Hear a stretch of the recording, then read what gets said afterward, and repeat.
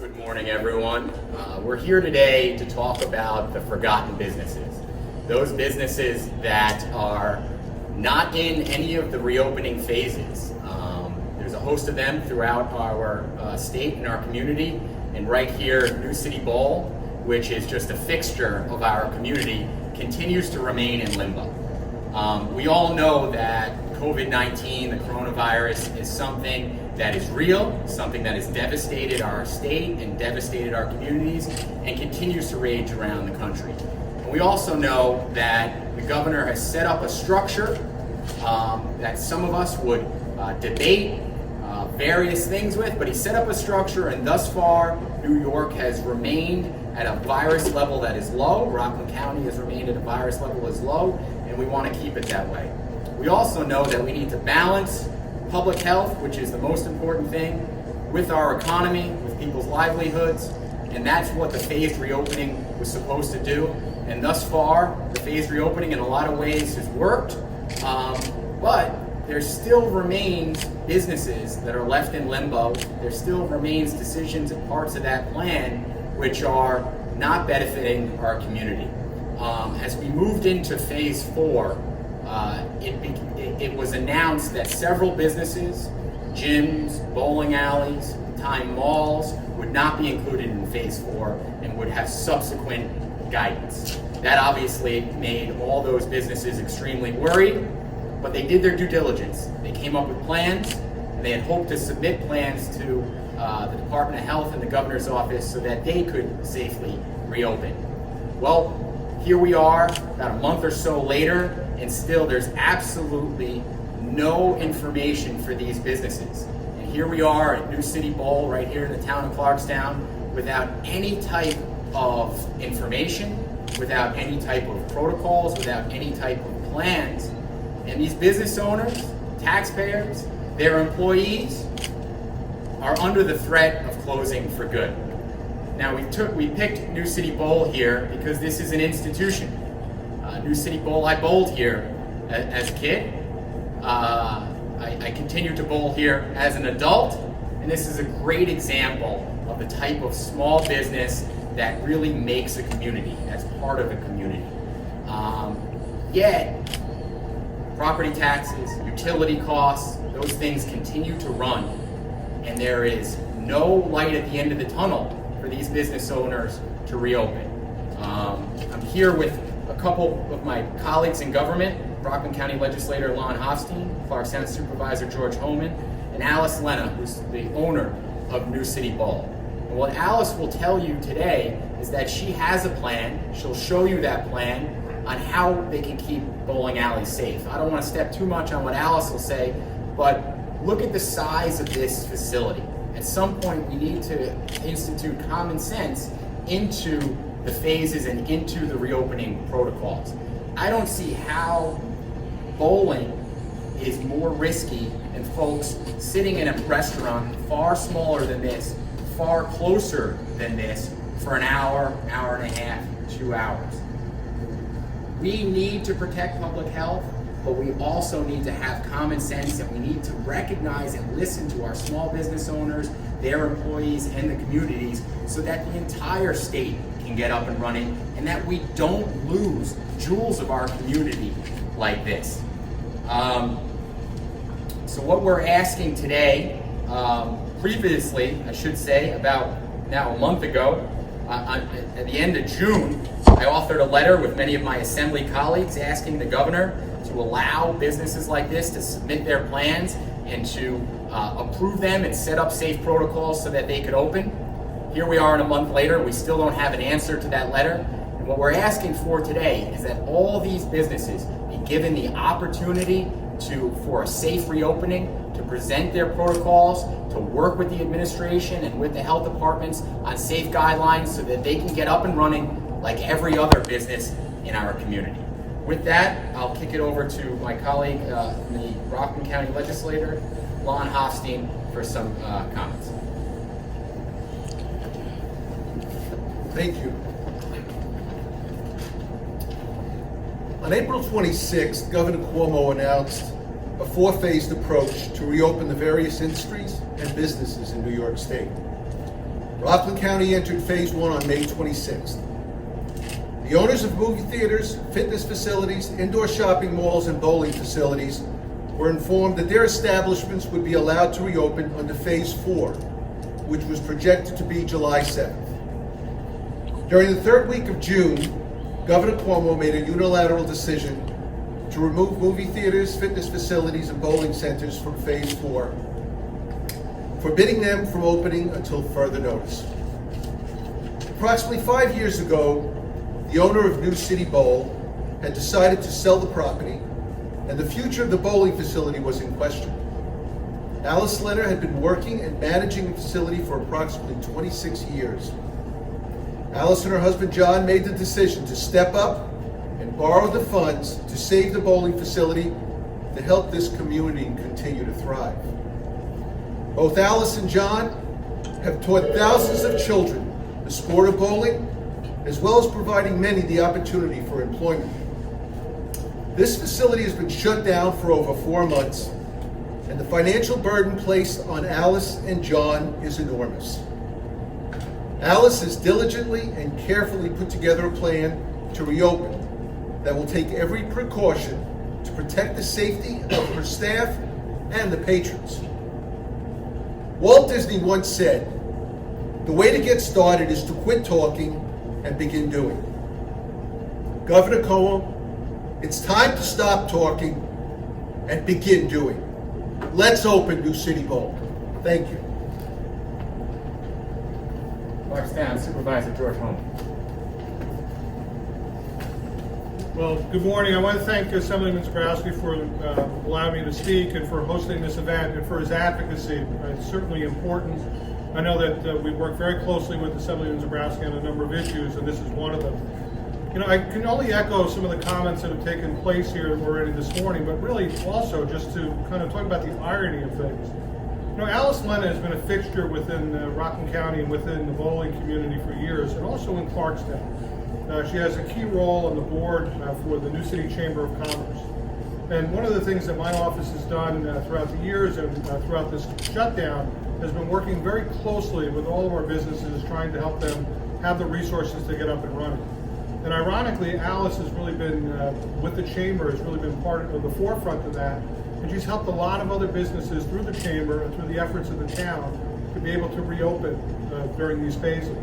And it's ironic because her business isn't allowed to open, but she's literally helped dozens and dozens of others here in Clarkstown and throughout the county in terms of learning what they need to do and supporting them and offering information through the Chamber. And it's really unfortunate because Alice is the epitome of a small business owner. She made the decision a number of years ago to take over the bowling alley. That was a risk. It was a risk that she made, not just judging it. She judged it in her head, but she judged it in her heart. And she decided this is what she wanted to do. And Clarkstown and Rockland are so much better for that decision. But we're really on the precipice, Alice and so many others, of really coming to the point where their businesses are not going to be able to reopen if the governor and the state doesn't step up. So I want to thank Assemblyman Zebrowski for bringing attention to this issue. I would urge the governor to please move forward, put the guidance out, and ensure that folks like Alice in the New City Bowl, folks like our movie theaters at the Shops at Nanuet and at Pyramid down in West Nyack, and some of our arcades and other recreational venues and gyms are all able to open up. There are plans that can be done, things that can be put in place. Alice will talk about that shortly, and you'll be able to see this place will be safer than very many places that have been open or have opened throughout the COVID pandemic. And there's no reason logically or legally that the place should continue to remain closed. We need it, our residents need it, and I encourage everyone to please contact the governor and ensure that our voices are heard so that Alice can open. Thank you. Thanks, Supervisor, and the owner of New City Bowl, Alice Leonard. Thank you, and thank you, Ken Zebrowski, for holding this important press conference. Legislator Hofstein, Supervisor Holman, and thank you to all the press that's here. I've operated New City Bowl since 1988. That's almost 32 years. First and foremost, I want to express the health and safety of our customers and our staff are the most important thing. And that also we could open reopen, I should say, in a safe manner. This is why I'm asking Governor Cuomo to reopen bowling centers in New York State. Our National Bowling Organization has created a comprehensive plan for bowling centers. They used reopening experts, and all the plans are going to follow the CDC and the Department of Health guidelines. These guidelines were delivered to the governor back in June, and we are still awaiting a response. We are asking our governor to partner with us for a safe reopening. Bowling is such an important part of our community, as you heard others here speak, not just because of my love for bowling. And I am just one bowling center in New York State, and I employ over 25 people. New York bowling centers employ thousands of people. And we need to reopen safely to save jobs, as well as saving our family-friendly industry. We are a family-friendly industry. We are needed in so many ways, and I'm only going to name a few. We're very important to people with special needs and disabilities. This is such an outlet for them. We have a special needs league on Friday that started out as like 2 lanes, and I can't tell you how many lanes it takes up. This is, we have a coach that coaches them. Some of these kids made the high school team, and this is important to them. Nonprofits are really suffering right now. We do a lot of fundraising in here. The gentleman here has a Juanio shirt on. We missed it in, this month we were supposed to do another bowl-a-thon. Last year, they raised $23,000 in one night, right here in this facility. I'm also a bowling coach for high school, and I can attest these kids have won large scholarships to go to college all through bowling, and now that's been taken away from them. The New York State Public High School Association, which is in charge of all sports for the whole state, they ranked bowling as a low-risk sport. So in bowling, only one individual uses the ball. In other sports, all the teammates are all touching the same ball. But in bowling, it's not like that. So, we would love to team up with the governor and the high school association for sports. And, any concerns they have, we are willing to address them. They said it before, bowling centers were supposed to open July 7th. On June 24th, we were told, us with a few other industries were not allowed to open. That's more than a month ago. We haven't received a reopening date, nor have we received any kind of explanation as to why a bowling center, is not as safe as a 2,000 square foot hair salon. So this is a very important time of year for bowling centers. Our leagues start the day after Labor Day, and they go to mid-May. That's 9 months worth of business that we potentially could lose, and a lot of bowling centers will not make it. If we don't, we should be planning that yesterday. Right now, all our leagues would be forming. We're making phone calls. So we've already been closed over 4 months, which is over 33% of the year. How many businesses can withstand that? And a large facility comes large bills. So, we really can't afford to wait at this point. Most bowling centers in New York State are family owned. We don't have the financial backing of a big corporation. So I acknowledge that safety comes first, and that's why bowling centers have taken all the precautions. I will speak of, there's 30 pages that we came up with as a national organization, and this is what was sent to the governor. I honestly, I don't think he looked at it, but from sanitizing, bathrooms, snack bar, no one really is going to have to leave the bowlers area because food will be delivered, drinks will be delivered, so we can keep the social distance. I'm requiring people to wear a mask. They're not coming through the front door if they don't have a mask. So what I'm saying is we will take the precautions and safely reopen our large and spacious bowling centers with plenty, and I mean plenty of room for social distancing. I welcome any New York State official, as well as the local health department, building inspector, fire inspector, to see how safe my 19,000 square foot building will be. My staff is ready, willing, and able to come back to work because they know we will provide a safe working environment for them and a safe place for our customers. Our customers are so important to us. In closing, we're not looking for special treatment. We're just asking our governor to allow us to safely reopen like all the other businesses. We're asking the governor if he could spare some time so we could strike up a conversation with him and address any and all of his concerns. And we will gladly provide the solutions. We want to prove to our governor that we are New York smart. August 8th is National Bowling Day. Let's make it New York reopening day for bowling centers. So please, Governor Cuomo, let's partner together for a safe reopening and keep the ball rolling. Last but not least, I must tell everyone how lucky New City Bowl is.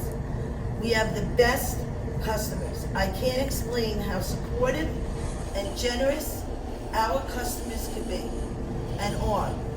We are a bowling family, and bowlers are a special kind of people. And nobody wants to see a place like this or any bowling center where they bowl and they feel at home to close. So thank you everyone for coming, for listening. If anybody has any questions, thank you again.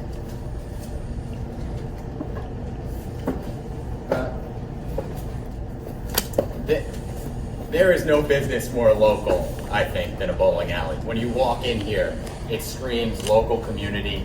It just talks about what a community is and the type of establishments. And we're lucky in a lot of ways. In Rockland County, in the town of Clarkstown, right here in New City, we have a thriving local business community. But we need to protect it. And there's nobody that's standing here with me today that doesn't think that COVID-19 and doesn't think that coronavirus is an extremely serious and important health issue that we need to continue to tackle.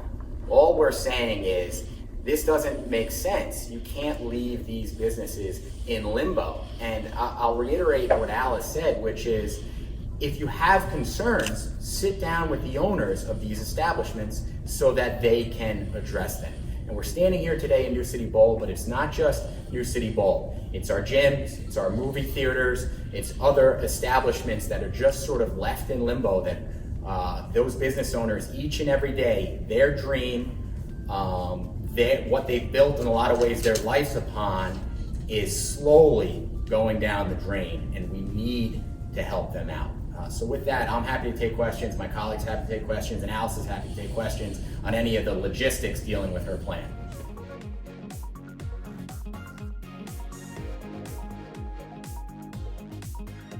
So I mentioned a little bit earlier what I've been doing on the state level. So one of the things that I do is organize coalitions of legislators. So speaking with my colleagues around the assembly, gathering up, sending a formal request to the governor to show that there's statewide interest in this issue.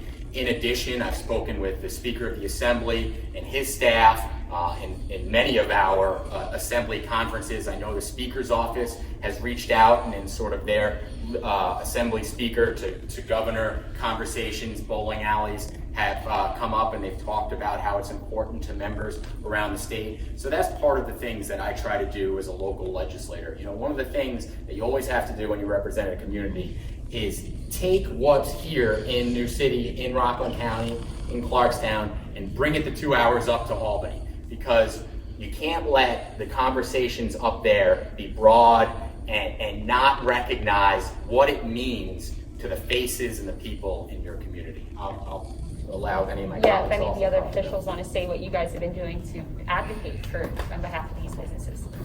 So, you know, we've continued to have conversations direct and through Assemblyman Zebrowski and directly with folks in the governor's office.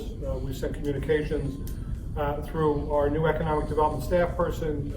He's been doing some work on it as well. Also has been in contact with the business owners that are still closed.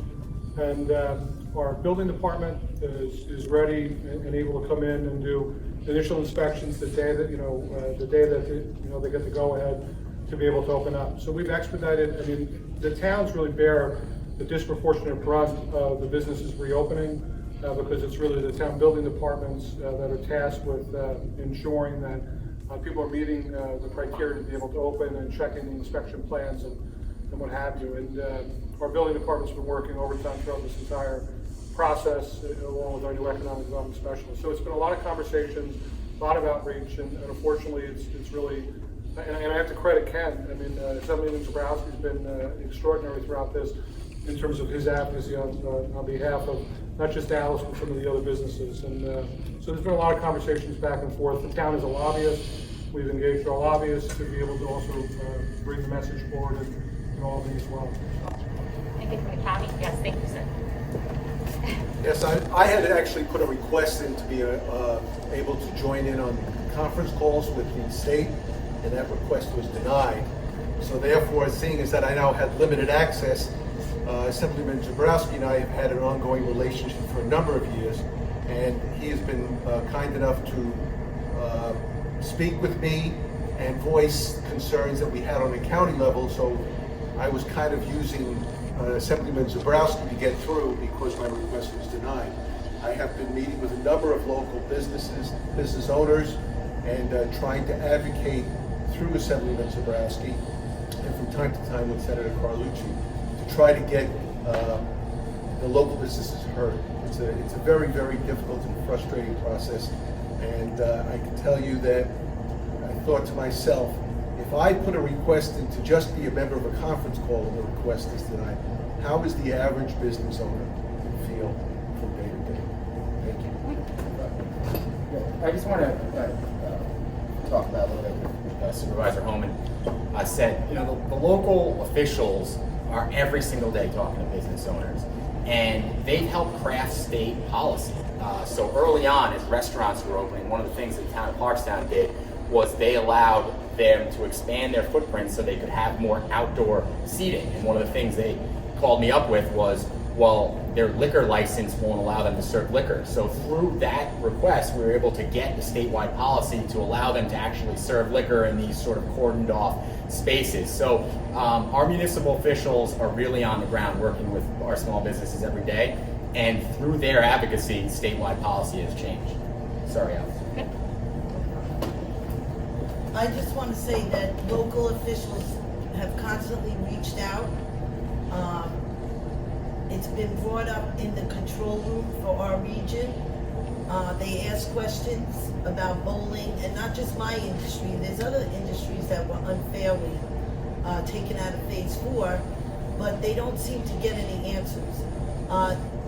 Long Island state officials, assemblymen, senators, they're doing press conferences, sending letters, but it's beyond their control.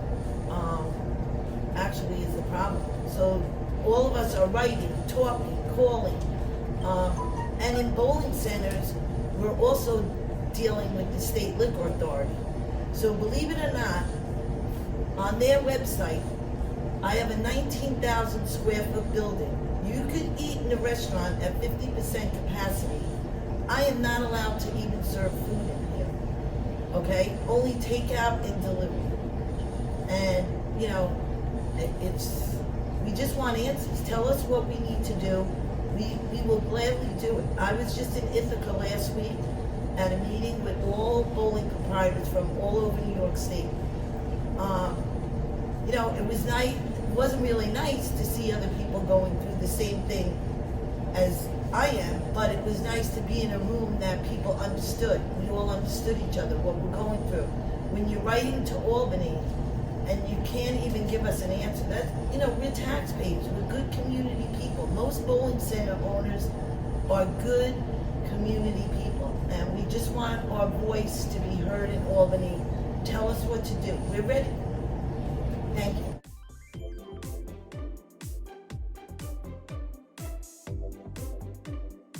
But we are laying bottom line, I reduced my bills, whatever I could, and we're laying out $40-something thousand per month to stay closed. That's a lot of money. A lot of bowling centers are not gonna survive, and even gym owners, bowling center owners, we were told July 7th. Some people spent their whole life savings thinking they were gonna open July 7th. They have since went out of business because they weren't allowed to open. So there are no more phases. Just tell us what we need to do. Give us a reopening date. And it really, to help the bowling centers, it really needs to be soon that we open. Because if we lose our leagues, and another thing, people are going to New Jersey, Connecticut, Pennsylvania to bowl. And I thought, from the press conferences, that we were gonna do things as a region, but we're not doing things as a region. So bowling centers in Connecticut have been open since June. I haven't heard of people getting sick in a bowling center, and I feel like we're being punished. We flattened the curve. We did a great job, okay, in New York. And the governor did a great job flattening the curve. But, we're losing our customers to other states. And that's, we should be opening as a region. Give us a chance, again, to prove we are New York smart. We're business owners. And we put our whole life into this, and we just want a chance to show that we can social distance. We know that the virus is real, and we want to be careful. I actually closed 2 days before I was mandated to close because I saw what direction this was going in, and I didn't want my staff or a customer to get sick in here. So I wasn't mandated to close until March 19th, and the last day of operation was March 16th. So we know how to do the right thing. Thank you.